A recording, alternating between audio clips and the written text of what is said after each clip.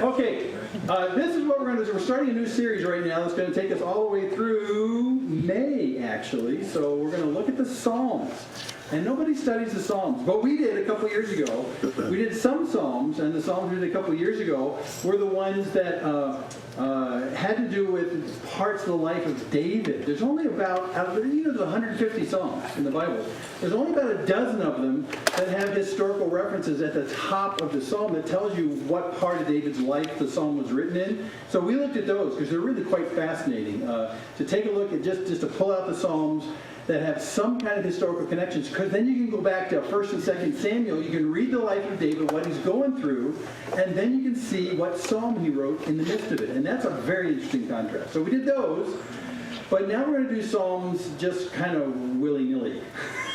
But we're actually preferring Psalms that we can potentially sing, and you sang one of them this morning, and that's the psalm we're going to actually study this morning, from Psalm 1. So we're going to start at the beginning of the Psalms and work all the way through the end. We're not going to do 150 Psalms between now and May. No. We may do about 20, 22, something like that. So, we won't do all of them.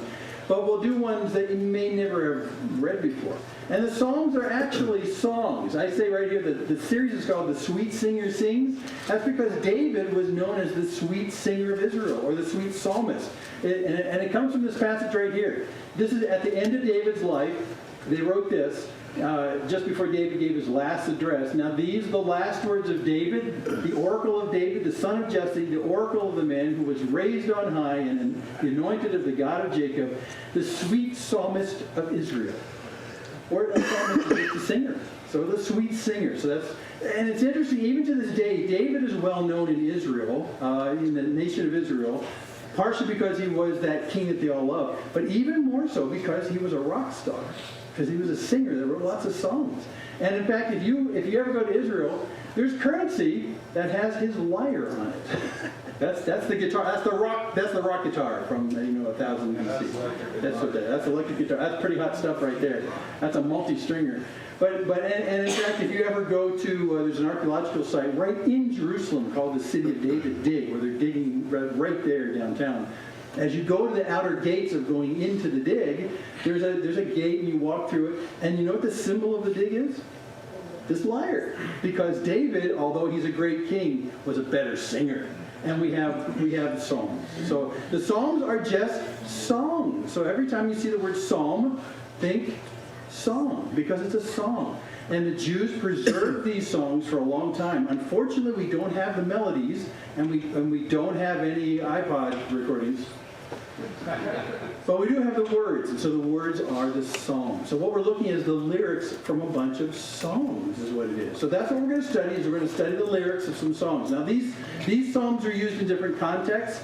Some of them are used, for instance, 3 times a year you had to go to Jerusalem to worship. There were mandated 3 things, and everyone would collect together in Jerusalem and worship. There were songs that you sang when you were walking on your way to Jerusalem. And these are called Psalms of Ascent. You always go up to Jerusalem regardless of where you're coming from. So there's some of those songs, those are marked well. Some of them come out of the life of David. Some of them are not written by David, but they're written by the choir masters in the temple. So there's quite a collection. So if you ever sit down and want to read through the Psalms, don't expect them to be chronological. They're not chronological. Don't expect them to be grouped necessarily by topic, because they're not grouped by topic. They seem random, but if you're a big studier of the Psalms, you'll find that they're not really totally random. They're actually separated into 5 song books, believe it or not.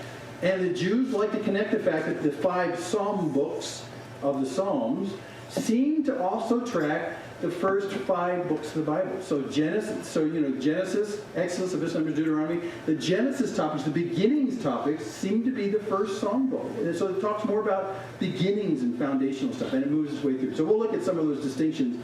Those distinctions never helped me. I just like to read a psalm. So that's what we're going to do. We're going to read through these psalms and see what goes on. And today, starting at the beginning, Psalm 1. Now, just one more thing before we jump into it. Can you learn anything from a song? I mean, really? Yes. Sure you can. In fact, I was reading a song just the other day, and this one just deeply moved me. We hear he is a whiz of a whiz, if ever a whiz there was. If ever, oh ever a whiz there was, The Wizard of Oz is one because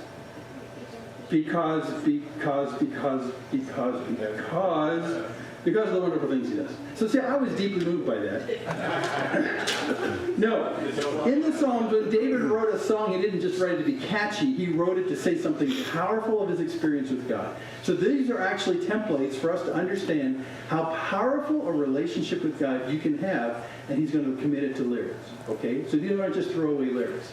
So let's take a look. Psalm 1 is actually separated, just to help you, into 3 sections. The first section, borrowing a title of a book from Joel Osteen, Your Best Life Now. And, and it's not going to be Joel. Joel Osteen wrote in Best Life Now. He said, this is my best Joel Osteen imitation. Here we go. I am what I am today because of what I believed about myself yesterday, and I will be tomorrow what I'm believing about myself right now.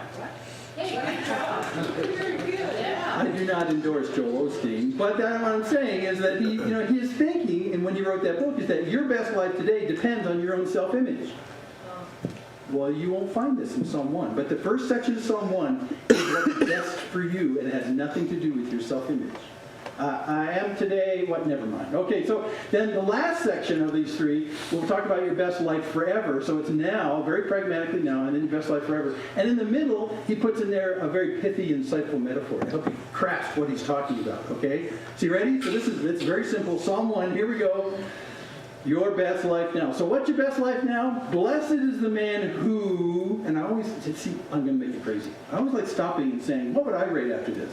If I was going to write a song, blessed is the man who, and blessed just means happy and contented and everything's going great and life is wonderful.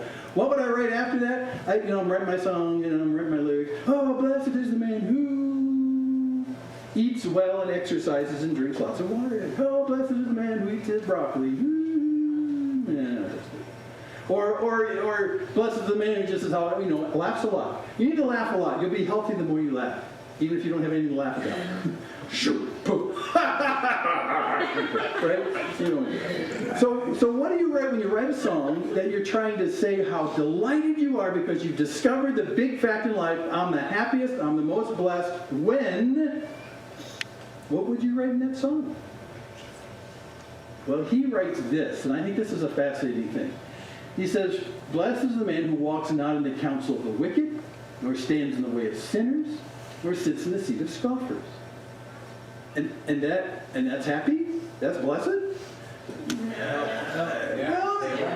Yeah, if you don't do that. Now let's tear this apart a little bit. Let's not let the lyric go past quite so quickly, because the lyric's telling us a whole lot here. He's saying you'll be blessed and happy if you don't participate in these things. These look like 3 of the same things, but they're a little bit different. You notice one is walk, the next one is stands, the other one is sits. That's interesting. And you notice that what he's talking about in those 3 things is all about 3 different things: wickedness, sinners, and scoffers.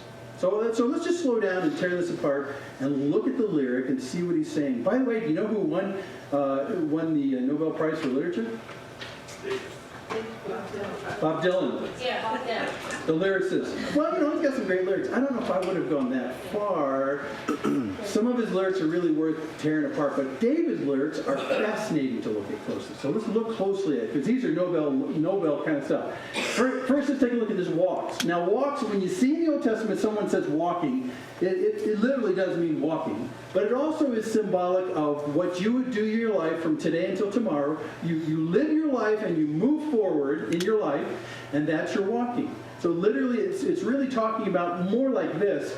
It's talking about life's ongoing choices for progress and direction, in your walk of life in a bigger sense, right? So a walk is what you are determining to do today to get from where you are to somewhere else, both physically and symbolically. Where are you going in life is what my parents would tell me. Where are you going in life? Well, that's this walks term right here. Where are you going? So it's the choices you make to get there. He's saying that when you live life and you make your choices for where you're going and what you're proceeding to do, don't listen to the wicked. So, we walk in life, we go from here to there, we progress in what we're doing, and you can listen to a whole bunch of crazy people who will give you advice. like Joel Osteen or other people. I mean, give you crazy advice. Where does the advice come from? Well, I think you really need to drink 8 quarts of water a day. I don't think so. But you see, you get advice about where to move, and you're going to listen. You're going to make choices and decisions. He says, don't listen to the wicked. Now, when I read this, I go, well, of course you don't listen to the wicked. That's like stupid. In fact, this wicked word, that's probably one of the best English translations going. It literally focuses on the despicable actions that exploit other people. I mean, we're talking wickedness, wicked wickedness. So why would you ever swallow the advice of the wicked when you try to decide what to do tomorrow? Does that make any sense to you at all? But actually we do. And I'll say this over and over again. Sin itself does 2 things. It's self-destructive to you, and it's mutually exploitive of the people around you, because it's all selfishly oriented.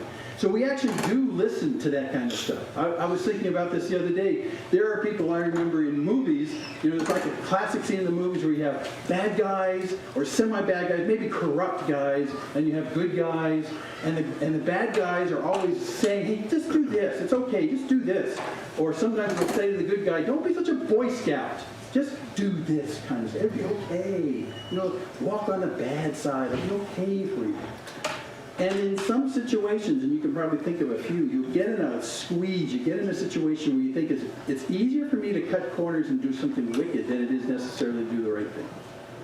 And this is in the walk of life, this is the kind of choices we make all the time. Do I cut corners and hurt somebody, or do I do what's right instead? And a lot of people would say, well, of course you do the right thing.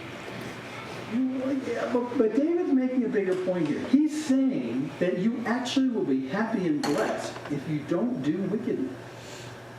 We're not talking about other people not being blessed. We're talking about you being blessed if you don't do wickedness. I started a series on Netflix I was watching when Dorothy was gone for 2 weeks. I thought, well, I'll watch stuff she doesn't like to watch. I'll watch war movies and gangster movies, all that kind of stuff. Well, I looked at this gangster movie about this guy in Colombia who started the cocaine trafficking back in the 80s, Pablo Escobar. And I was looking. It's just a South American gangster movie. It's something like that. But I started watching into this, and it got worse and worse and worse. It wasn't gratuitously violent, but it was violent, and it was nasty, and it was wicked. It was wicked, wicked, wicked. And this guy's lifestyle, and he drew other people in with him to run this gigantically growing organization that was trafficking cocaine into Miami. He was the guy that invented trafficking cocaine in the United States. He invented it. He made so much money that he couldn't launder it quick enough. They had to literally bury pallets of $100 bills in anonymous places in Colombia just so he could store the cash. That's how lucrative it was. Well, he would have other people come in and join him in this gigantic thing, this organization, and he would tell them, you need to do this with me because you'll be rich beyond your dreams. But you will have to end up killing people and intimidating people and torturing people and enslaving people that we sell this stuff to. It's wicked. It is like capital W wicked. I had to stop watching it after 1 or 2 episodes because it was just wicked. It just feels dirty. Well, it turns out Pablo Escobar and all the people that worked with him, which is actually he ended up his export trade with cocaine ended up being a fair share of the gross domestic product of the country. It's something I think it was around 1/4 to 1/3 of the cash of the country was made with him doing cocaine. Horrible stuff.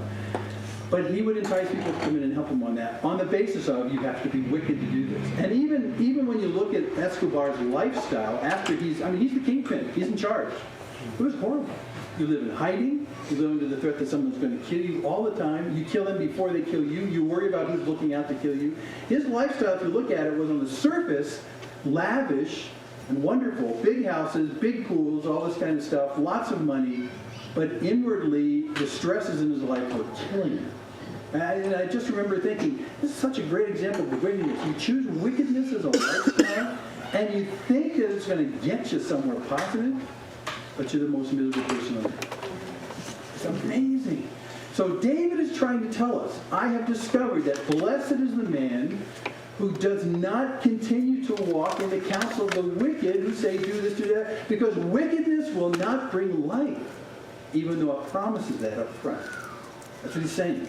And it's really powerful. It's really powerful. You don't get away from wickedness because God says you're supposed to get away, because God says so, I'm not going to do it. Which it should be enough. But God's saying it because he says wickedness will destroy your life as you destroy the life of others. Amazing lie. Listen what? Stands in the way of sinners. Well, stands is when you take a stand on something, right? That's you're not actually moving. It means it's your deliberate position. I take a stand on this, right? For instance, in a couple of weeks, we're going to have that Sanctity of Life event for the Pregnancy Care Center. I stand against abortion. It's killing children. And that's a stand. It's a position I take. So when he starts the second line with the stand, it's a position that you said, this is not my walk in life. This is where I've gotten to, and this is where I'm going to stand. And he says, you don't want to stand in the way of sinners. Now this word sinners right here, literally in Hebrew means missing the mark. It means to miss the mark. It implies a standard of morality and ethics. So here he says, once you get to where you are and you take your stand, you say, I like it right here. There are people who actually stand and say, I'm going to stand as though there is no standard for good and bad. And if this is a bad place, if I'm into wickedness, okay, this is where I'm going to be. I'm going to put myself right here. There are people who actually stand in sinfulness and say, I don't care if it's sinful. I'll tell you what's good or bad. I'll do what I want to do. This is where I'm going to be. Without any thought at all that there might be a standard for right and wrong. And this is really applicable for today because in the postmodern era, one of the characteristics of the postmodern era is to put away authoritarianism and to put away any objective sense of right and wrong. See, what's right for me where I stand, the only person who can tell me what's right for me to do is me. No one else can tell me what's right or wrong. So now we have thousands and millions of people who have their own standards of right and wrong, and you have a society that's just full of chaos as a result. And that's why we get into these cultural debates. We mentioned abortion. Is abortion right or wrong? And in a postmodern society, a postmodern secularist would say the church can't tell me what's right or wrong. The church can't tell me that that's wrong. I will decide that, or we'll let the mother decide. Or you can't let the government tell me if it's right or wrong. That's a postmodern kind of idea. Well, I'm sorry, there are standards of right and wrong, and they don't come from our own collective consensus. They come from God. So let God take care of it. Yeah, the whole standing thing is, when this line says, don't stand in the way of sinners, don't stand in the sense that there is no objective standard of right and wrong, and I'm going to defy it, and this is where I'm going to stand. I'm going to be sinful because I don't think there's really a standard for sinfulness. But the sinners word right here isn't so much like the wickedness word. It really focuses on the despicable actions. This one focuses on the fact that there's a standard. Like there's a target on an archery target, and there's a center of it, there's a target, and you miss the target. There's a standard that comes from God about right and wrong. That's what this word really means. There's an absolute objective standard of right and wrong, and it comes from the Creator who made the whole system. He's telling us what's right and wrong. And when he's telling us what's right, it's not just because he's being some kind of stuffy guy who doesn't want us to have fun. He's telling us what's right for our own good. And that's what David's trying to tell us. Blessed is the man, happy are you if you don't participate in evil and sin. Because it may look like it solves problems in the short term, but it destroys you from the inside. And all I have to do is remember Pablo Escobar, and I can say, I know, I get that. It destroys you from the inside while it exploits other people. So this word, I love this word because I looked at, I'm into word origins. I looked and found out back in Judges 20, Judges is an incredible book of waywardness. But he said there was a war just ready to happen. Among all these were 700 chosen men who were left-handed. There you go. Who were left-handed. Everyone could sling a stone at a hare and not miss. So let's hear it for the left-handed slingers. Okay, there we go. I was cruel to our left-handed people a couple weeks ago, so that's feedback. But anyway, but when he's using this word, they could sling a stone. These are guys. They could sling a stone like David sling. They could sling it at a hare and not miss. That word "miss" is the core word for sinners. To miss the mark. And it's incredibly hard to hit, is implied by it too. That's why when God tells us his standard for righteousness, for good, none of us can sling the stones of our lives and hit that mark because it's impossibly hard. So a sinner in this sense, someone who stands in sin, he said basically, I'm standing in this place and my position is, I don't miss the mark and I don't care that I miss the mark. That's what he's saying right there. So the first line, people who are wicked, who do despicable things. The second guys who stand and are very content with the fact that they don't hit the mark and they don't care about it. Now I know people like that too. They say, don't tell me how to live my life. You can't legislate morality. You can't do all that kind of stuff. Don't tell me what to do. I have a good sense of what's right and wrong, and this is where I stand. And if I'm wrong sometime, according to you, I don't care. That's someone who stands in sin. Okay? And then he goes one more down here, this third line. Someone who sits in the seat of scoffers. Now, sitting, like what you're doing right now, is very common to us. For them, the whole idea of sitting pictures a king on a throne. Okay? It's someone who sits, like someone who sits in judgment, like that. So that's the sitting idea. Anyone who sits in the seat of scoffers. So the sit idea always brings with it this idea of superiority, and you're superior so you can condemn other people. Well, the guys who are superior and condemning aren't condemning people because of their evil. He's condemning them for their good. He's the guy in this movie I was telling you about that said, don't be such a Boy Scout. Don't be such a goody two-shoes. I mean, live on the wild side a little bit. Do something bad. It won't hurt anybody. That's what these scoffers are. And literally, this scoffer, and I love it, literally in Hebrew means to make mouths at. So this person who is with his friends in the other two parts of this verse is committed to evil and wickedness. And he sits there with his mouth and makes mouths at you in condemnation because you're living such a goody two-shoes life. He sits on the throne of evil and he scoffs that there's anything wrong with doing wrong. He makes mouths at. So that's what this guy's like. And this is out of all of these three, this whole line really smacks of pride. Someone who sits in their high uppity horse and they condemn everyone else for the good that they're doing. You might as well do evil because we're all going to die anyway. That's this person who scoffs. Isn't that how everyone feels that Christians are, though? Yes. Everyone feels that Christians are taking it perspective. And we have to be quick to tell people, hey, it's not us that are judging you. God's telling us what's right and wrong for our lives. We're telling you not because we're here to be scoffers and to condemn you for doing good. We're trying to tell you how life works best because blessed is the man. See, so it's really a whole different kind of idea. In Proverbs 3, God speaking, toward the scorners, God is scornful, but to the humble he gives favor. That's the same kind of word, the scorners. So it's really this idea of being proud.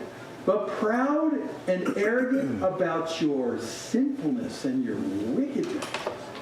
This kind of prideful boasting and putting down other people who just want to be goody two-shoes and better than me and all that kind of stuff. Who actively promote evil. Actively promote evil. In David's day and in our day, there are regimes and power structures all around the world that claim to be evil, and they don't care that they're evil because it's getting my end. Okay, so this is what we're talking about. David's saying right here, you don't want to be part of that. And boy, if you want to see 2 Peter 2, read all of 2 Peter 2 if you get a chance later. Oh, man. Verse 19 of 2 Peter 2. They promised them freedom. This is the scoffers. They promised them freedom, but they themselves are slaves of corruption. If you want to see a New Testament picture, the picture that David's talking about in Psalm 1:1, read 2 Peter 2. It'll scare you to death. Because it talks about evil. But here's the scoffers who are not scoffing because they are proud of their goodness. They are proud of their evil, and they put down people who work hard at being good. That's what it's all about. And Peter even tells us, these guys who are actively flapping their lips, they're making mouths at us, aren't telling us to be good. They're telling us, get off your high horse and be bad because it's useful sometimes.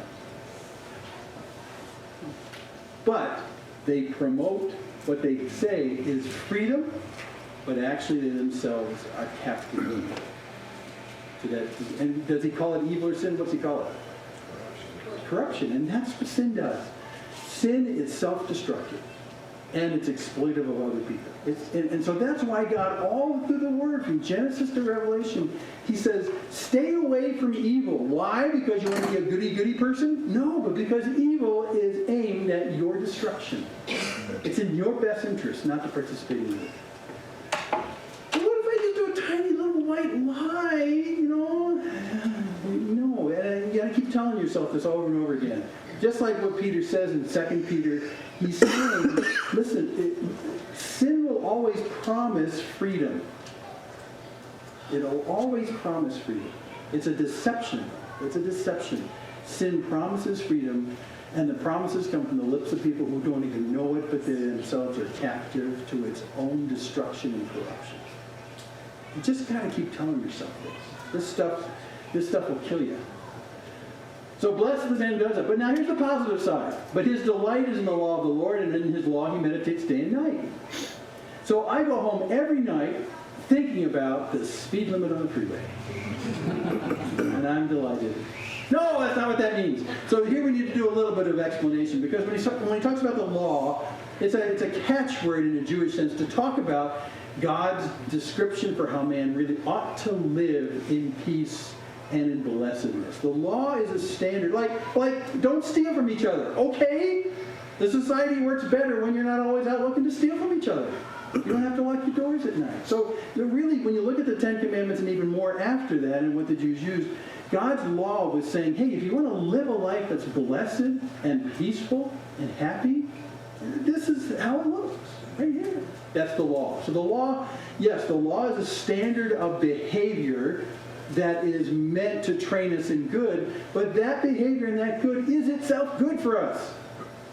Not bad for us.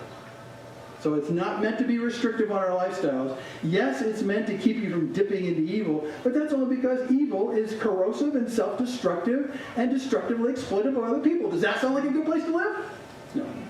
So that's the law. When you see the law, it's God telling the nation of Israel, live your life in the society here in Israel like this, and you will be a light to all the Gentiles about what life is really supposed to look like when it's lived well. And blessed is the man who lives like this. You will live life to its fullest. Really. You really will. His delight is in the law of the Lord, and in his law he meditates day and night. Now, I was a little convicted when I read that second half, because I don't think I think about the law day and night, really. But when we get to the end, I'll show you an easy way to do this, because it's really much easier than it looks right here. And we actually do it. But this is the surprise to me. His delight is in the law of the Lord. He could have written, he will be blessed if he does the law of the Lord. Right? But he says he delights in the law of the Lord. He delights. Now, I mentioned the silly example about the speed limit. I could obey the speed limit, and I do all the time. Sorry, I just lied. I don't all the time. But it's one thing to talk about it constraining your behavior, and it's a good thing. But it's another thing if I went home and said, you know what? If that speed limit was not on that road, we'd be killing each other all the time. We'd be killing ourselves all the time. I am thankful that someone sees fit to lay a limit on that because it's preserving life. Now that would be delighting in the law. Do I do that with speed limit? No, I don't. But that's what we're getting at. That's the difference right here. That's a profound difference. And David, as a guy who's lived life, is saying here, I got to tell you, when God says live like this and these good things, the ethics and the morality, when you live in this part of the world rather than the evil part of the world, it's just a delight. Now, to paint an American picture to help you understand this, remember when in the history of our country we pushed west out of the East Coast, and you go out west back in the 19th century, stuff like that, and it was wild and woolly, and you could get yourself killed. If the elements didn't kill you, then unprincipled people would kill you, right? You've seen westerns. It was a crazy place. If you went and moved out west, you piled your stuff in a cart and you went to some town, you better hope there was a sheriff there, because if there was no sheriff there who was imposing the law, life would be miserable. See how that works? And when you get to a town like Tombstone, where there was a real sheriff, when you get to a place like that where the law was enforced, you could finally relax and be at peace and hope that the bad elements were being kept at a distance. And people could live a good old life under the good old law, and things would be nice and regulated, and life would be happy. But you go to a lawless place, and you're not going to live like that. So here's the example he's saying. The law is actually a wonderful thing. It's not meant to just arbitrarily pinch your lifestyle. It's meant to provide blessedness, peace. And you be thankful for it. And so I'm sure many people who moved out west in the 19th century, when you get to a town, you in between towns, you're talking about anyone could attack you, and it happened quite a lot, and you'd be attacked just to take your stuff. When you finally got to a town where there was some law and order, I can live here. It's a blessed thing. And that's all David's saying right here. Now, David lived in a time where the entire area was like our Wild West. The whole place was full of crazy people trying to kill each other, to take each other's stuff. And they did this routinely. There were whole nations who were somewhat nomadic that all they did was attack one nation after another to take their stuff and to take their crops because they didn't want to stay and plant anywhere. They would just take other people's stuff. And that's what the Midianites did when they came in when they came into Israel and parts of Judges. So that's just a bad deal. That's really no way to live. David is saying, wow, when I live in a place where the law is, I delight in the law, because that law is intended by God to bring peace and blessedness and happiness. So that's why when I go on the freeway, now I do this, when I go on the freeway and I see the speed limit sign go by, and I'm in kind of a rush, I bring it back to where it's supposed to be, not because I'm just supposed to, or not because I just don't want to go to court, but I do it because I'm actually preserving the lives of other people. And I delight in it. And I think about that when guys come up behind me doing 100 miles an hour. I think, oh man, I wish they would just slow down because they're putting everyone's life in danger, including mine. Do you love the people you live around? Well, then don't go out there and drive your car like it's a jet. That's just as simple as it gets. But it comes down to delighting in that law, because I understand that law is meant to bring life, not just restrictions to life. It's a radically different idea. Radically different. Okay. We've done this too much. In delighting, it's like this. In the law of the Lord, do I actually sit down and read it and go, wow, it's great? But we should be. Because God has given his restrictions on how we live life in the good in order to bring you life. I'm so glad there's a God who says, listen, I made you and I made all mankind. Let me tell you how life works best. Yeah. Law and order. Peacefulness. And that should be a delight to it. Psalm 119, if you think this is impossible, the writer of Psalm 119 talks about the law. He says, open my eyes that I may behold wondrous things out of your law. So it may escape you at first about why the law is good and why it should delight you. But even the psalmist who wrote Psalm 119 says, God, I understand these restrictions are good for me, but I want to look at them and read them and see great blessing. And so that's what I do. I pray that same thing. Open my eyes that I might see wondrous things in your law, what you've said to do. So it's possible. It's possible.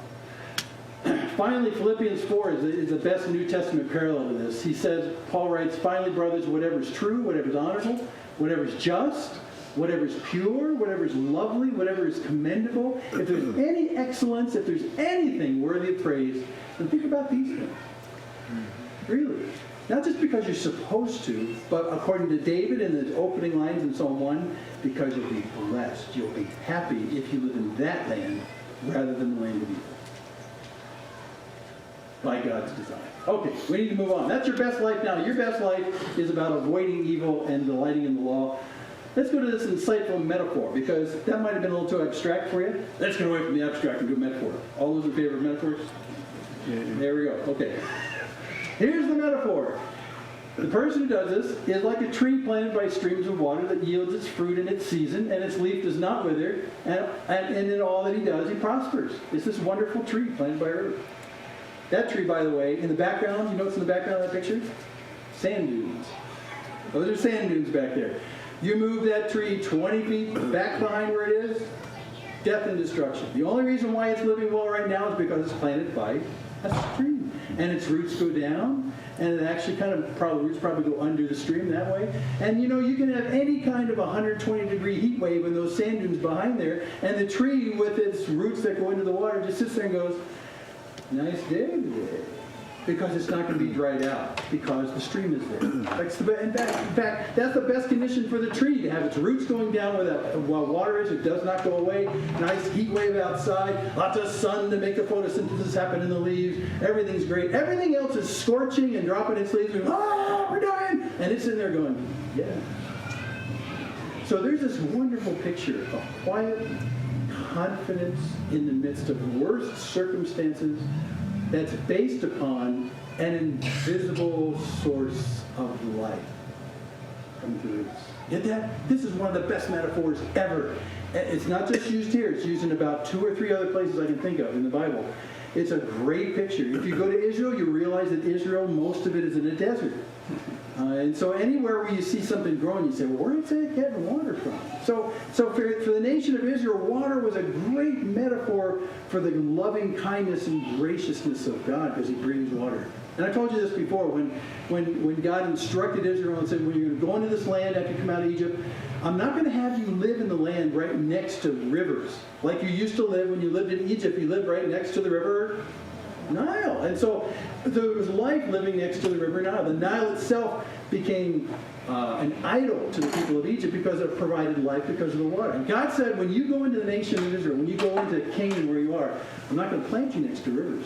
I'm going to plant you on the top of mountains. Rocky mountains that have no streams. So then how are we going to make our plants grow? Because I, the Lord your God, who loves you, will provide rain and dew. You're going to depend on me for that. You're not going to depend on the Nile anymore. You're going to depend on me. And so over and over in the Old Testament, blessing and grace from God was always pictured as rain that came down, and especially the most gentle, most nourishing, beautiful rain, dew. Dew is a wonderful picture of the gentle, pervasive, loving kindness of God. We live in a desert, and there's dew on our plants. See the picture?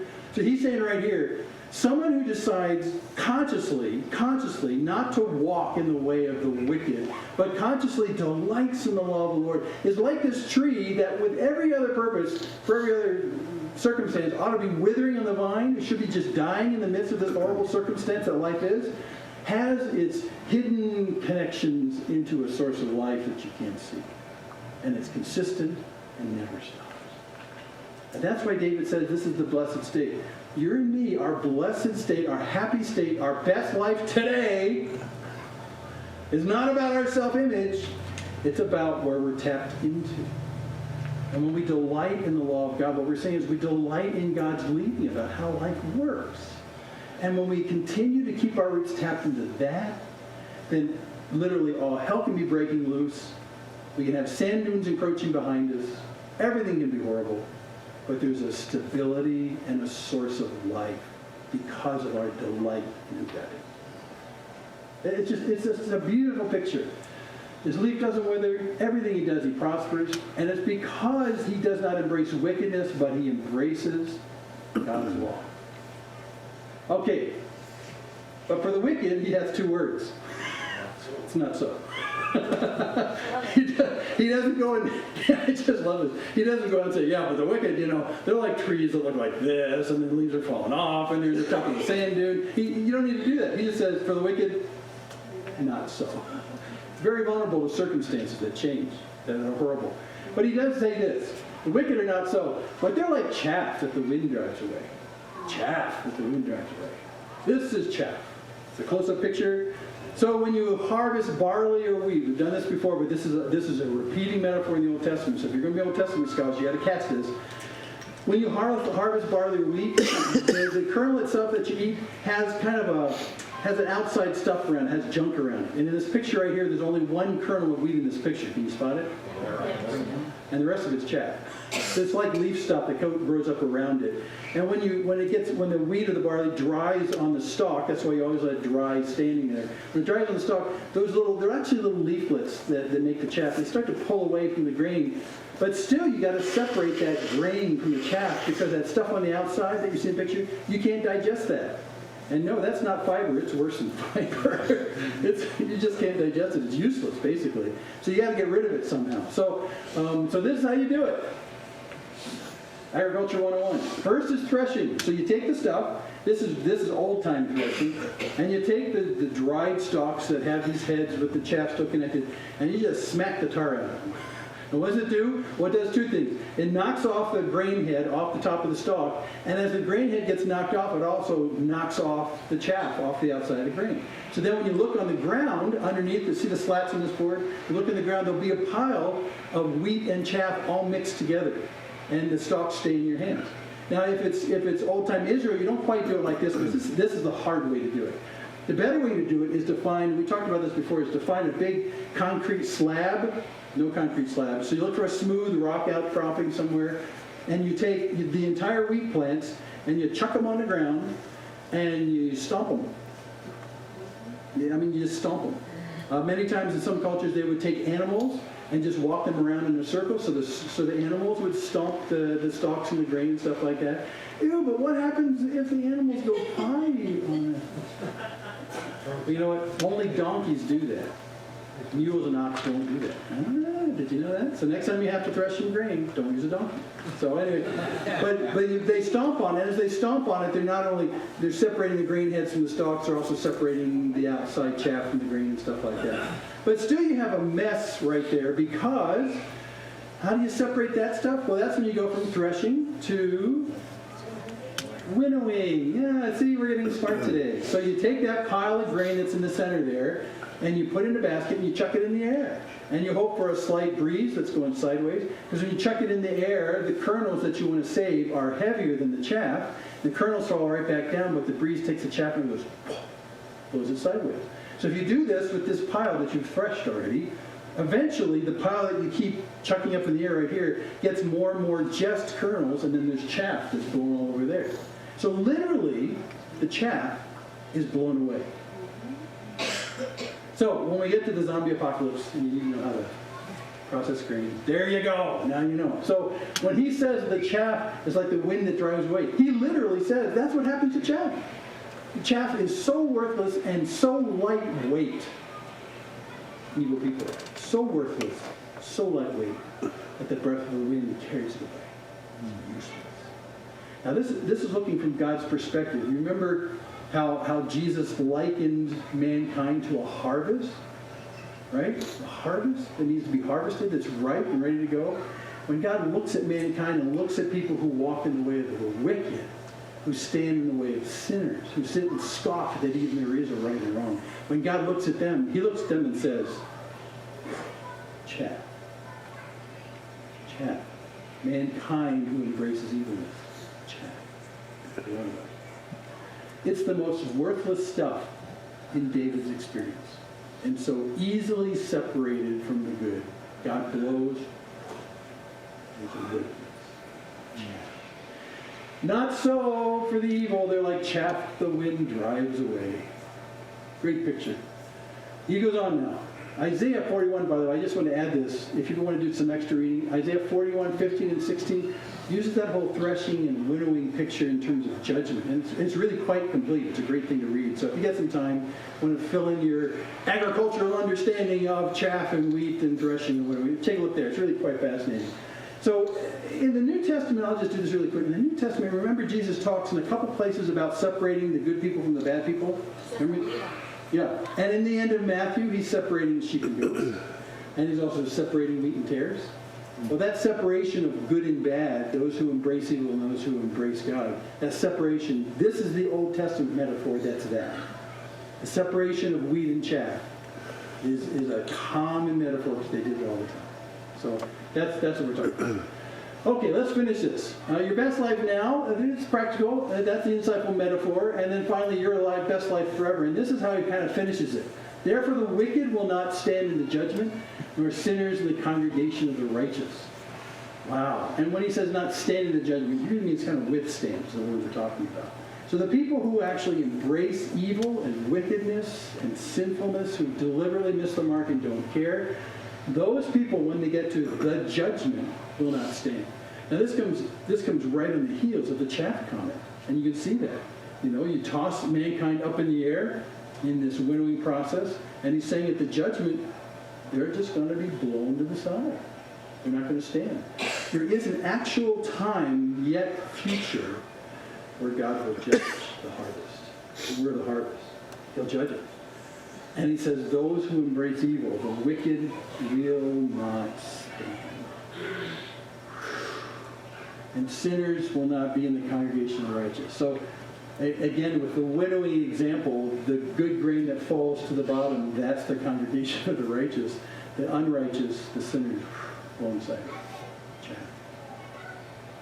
The Lord knows the way of the righteous, but the way of the wicked will perish. Well, doesn't God know the way of the perish, or know the way of the wicked? Well, he does. But what he's saying kind of symbolically is the good that people do, the goodness, their delight in God's law. It's a heart issue, not just a do issue. It's a heart issue. Those ones, God knows their way. He's familiar with them. It's a way of saying God sees what you're doing, and he's letting you continue to do it because he likes that life. That's the life that he said you find blessing in. So that's okay. But the life of the wicked, the way of the wicked, it'll perish. Again, the chaff will be going sideways. It'll perish. So there is no sense in the end of all things in judgment that God will not see. He will see, and he will understand. And he'll understand those who embrace goodness, and he'll understand those who embrace wickedness for selfish purposes. And there will be no errors on God's part. He'll blow, and the chaff will go sideways. So again, he's saying at the beginning, he said, blessed is the man, which means like right now, happy you'll be if you don't dabble in this wickedness stuff because it's just going to kill you. It may look like it promises freedom, like Peter said, but it's going to kill you. If you embrace and delight in God's law, what God has said life is all about, if you'll do that, then you'll find life. And don't be mistaken, in the end of all time, judgment is coming, and God knows the choice you made. That's all he's saying. That's why the first book of the 5 books of the Psalms are very foundational, and the very first psalm of the very first book on the foundational is this. God has given you an understanding of how to find life, goodness, and blessing, and it has nothing to do with evil. Nothing. Don't even listen to them when they say they can bring you freedom. It has nothing to do with evil. God says don't dabble with evil, not because God's just a bad guy, but because evil is self-destructive. It's self-destructive. So anytime it entices, and I like when Peter says that, it promises freedom. And then when sin knocks on the door, it always promises freedom. Come on, don't be such a Boy Scout. Don't be such a goody two-shoes.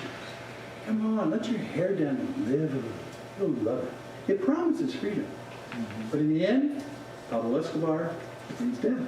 It really does. And this is the most profound issue you can bring up in all of these 5 books of the Psalms, is there really is a now consequence to your involvement in evil. And there is an eternal consequence of judgment as well. It really does matter. It really does matter. So blessed is the man who doesn't dabble in this stuff. Okay, let me wrap this up. There's a practical tip I want to leave you with. I told you I'd say this. Remember verse 2, it says, his delight is in the law of the Lord, and on the law he meditates day and night. So what am I supposed to do? Am I supposed to go home and get out the book of Exodus and Leviticus and start reading through it? It's good stuff. And I'm going to say, well, yeah, you should do that for other reasons.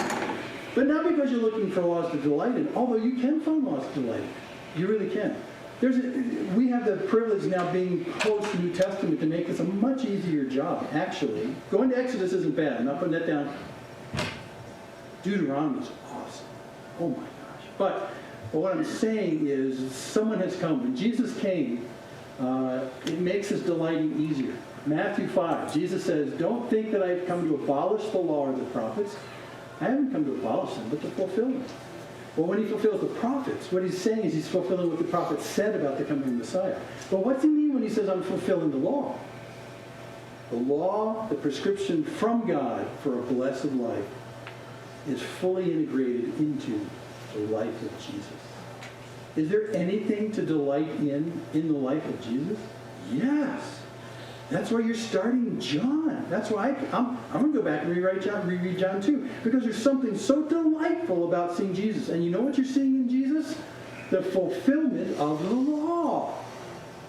Of a man who lives righteously. And as a result, you fall in love with. A man who constantly thought of the good of other people. A man who sacrificed himself for the good of other people. You're seeing the law in action when you see Jesus. So, yes, you can go back to Exodus, Leviticus, Deuteronomy's numbers. You go back there and look at the law, and there's nothing wrong with that.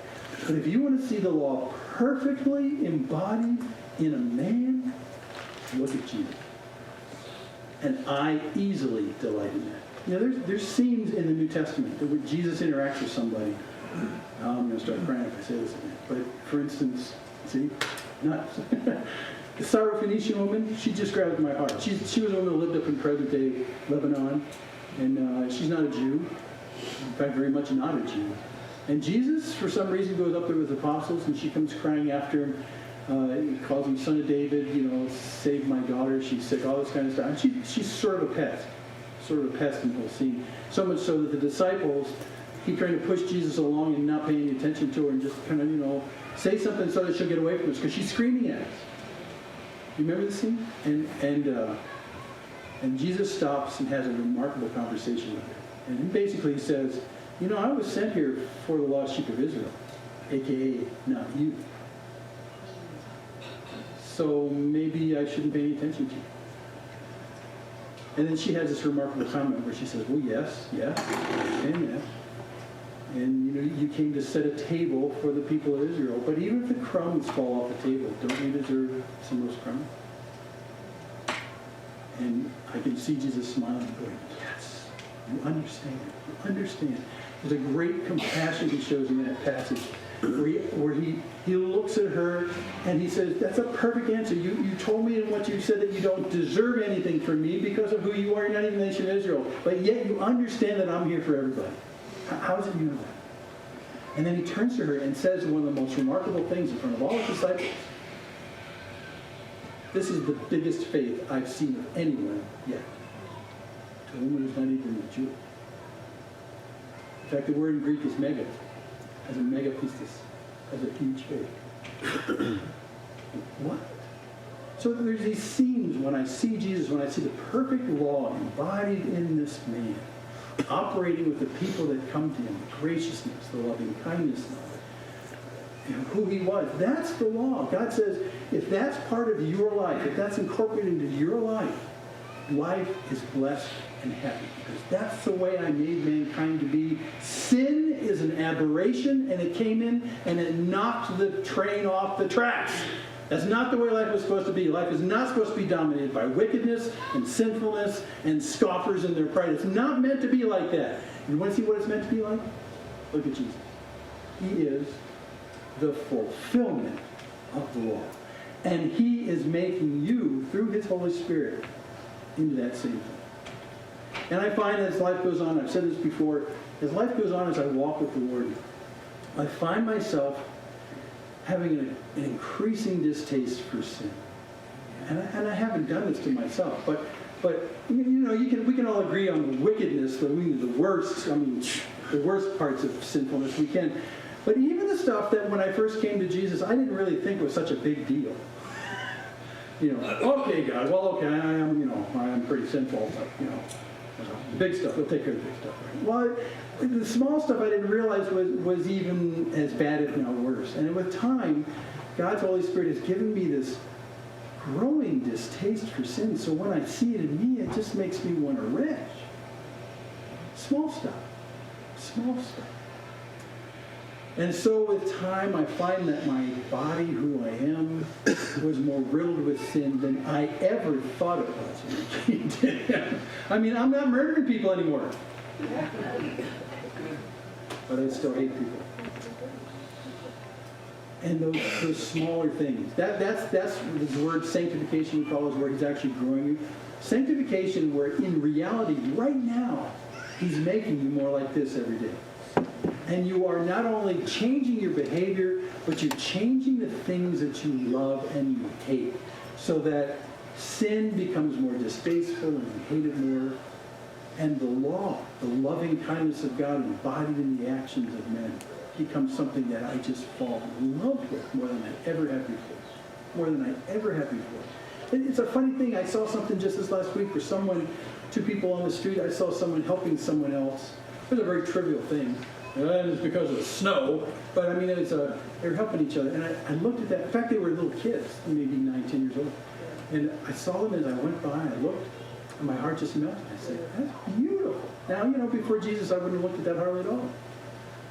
But the law, the loving kindness of God, embodied in the actions of people that demonstrate the heart of God, causes my heart to just melt now. And that's why when I read about the Syrophoenician woman with Jesus, or anyone else who comes to Jesus, my heart just melts. And I go, that is the loving kindness of God. And that's the very thing he's building in you through his Holy Spirit.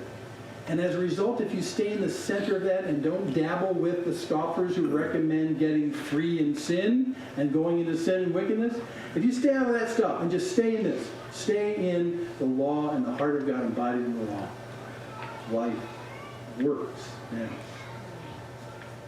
And because of that, in the end, you pass judgment. Now, interestingly enough, we already know when it comes to salvation, there's nothing you can do right now. I got to say this because this will be misinterpreted if I don't. There's nothing you can do right now in terms of trying to up your count on good works and make it into heaven. Because remember, the word sin means to miss the mark. Remember the left-handed guys who aimed at a hair and could hit it, not miss? Well, that's the standard God sets for righteousness, this righteousness. And none of us can do it out of our own work. But Jesus did, and because of him, we are counted his righteousness when we're judged. And after we come to salvation because of what he did entirely, and not because of what we've done or plan to do, what he's done, then God starts this gradual process of sanctification where he actually starts to build goodness in your life and a hate for evil. And that's a remarkable thing. That's just a remarkable thing. There should always be in the life of a believer who's come to Jesus what we call regeneration and a transformation that happens. And he's the one who takes the responsibility to make it happen, and he's the one that brings it out of us. Now, one last PS and we'll quit. Why doesn't God change us just like that when we come to faith in him, when we reckon the righteousness of Christ to be our sanctification, our justification? Why doesn't God just say, great, I'm going to make you perfect, I'm going to make everything you do from this day forward good and wonderful and lovely and all that kind of stuff, and evil will never be part of your life anymore? I'm waiting for that finger click. He doesn't do that. Instead, sanctification, this whole idea of gradually transforming our loves as well as our actions into his goodness and his law, that's a gradual thing because if you did it overnight, your head would explode. But even better than that, he does it gradually so that we can gradually over time pick up pieces of our life, of the things we used to love that were based in sin, things we used to love, and hold them one at a time and go, I don't think I want that anymore. And God says, you're right. And God goes through this gradual process, being sensitive to how much you can swallow at a time, of pointing out the things that you used to love that were based in sin. And saying, do you still want that anymore? No, my heart's changed. You've changed my heart to love the things of you and not the things of this. And to check. And so he's at work in you both to will and to do his good pleasure, what Paul tells us. So again, the transformed life is one that's not just transformed behaviors, it's the transformed delights of our heart, what our heart intends. And that's what David's talking about here. You want to live a blessed life? You want to live like a tree planted by water that doesn't wither when the circumstances get bad? You want a life that's happy in the now? Well, live it in concert with the law of God, which is intended for your good. And don't ever let anyone who says, dabble in evil and you'll be more free, tell them to read the hand. Say, no. We don't have really time to tease it apart, but Satan can actually turn this on its head and say, oh, you want a good life? Then start working really hard at good things. Right. And that's wrong. That's evil too. Well, what am I supposed to do? Well, just remember, the whole life of sanctification, the change he does, and there's something he does. He does. He's at work in you to will and to do his good pleasure. He's the one that's doing this. He's the transformation king, not you. But we still live in a society where the scoffers yell out and say, don't be such a Boy Scout. Don't be such a goody two-shoes. Play a little in the life of evil and your life will be even better. And David's saying, no. Blessed is a man who does not walk in that way, who does not stand in that place, and who does not listen or give any kind of weight in sitting with the guys who talk about how goody two-shoes is bad. Don't let that mess with your head anymore. Just let that go. Now, one last point. I need to say this a lot of times. When when Satan or someone tempts you to participate in evil, it looks like it's for your best, right? And that's the deception of it. It looks like it's going to help you out, right? You need to keep telling yourself, even if you can't figure out why it's bad for you, you need to say, no. I don't know why, but no. I'm gonna trust God's estimation on this thing and not get involved in this. Because according to David, he said, blessed is the person who doesn't even dabble in this. Now, why do I say that? You remember being a teenager? Some of us are almost still there.